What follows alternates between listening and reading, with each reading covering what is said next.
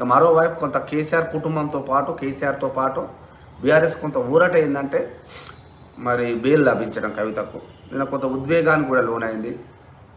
హరీష్ రావు నిన్న కేటీఆర్ వాళ్ళ అన్న కూడా వెళ్ళినారు అక్కడికి. నిన్నే మనం ఎక్స్పెక్ట్ చేసినాం బెయిల్ రావచ్చు అని. ఇంకా సిసోడియాతో పాటు మిగతా వాళ్ళకు కూడా వచ్చినది కాబట్టి బెయిల్ అనేది హక్కుగా ఉంటుంది.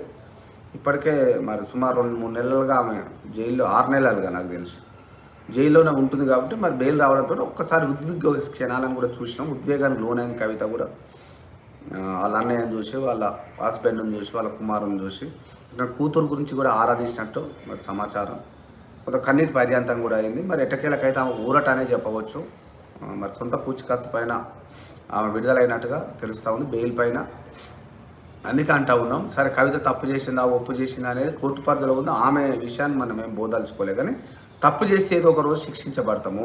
కాబట్టి దయచేసి తప్పు లేకుండా మీరు వ్యవహరించాలని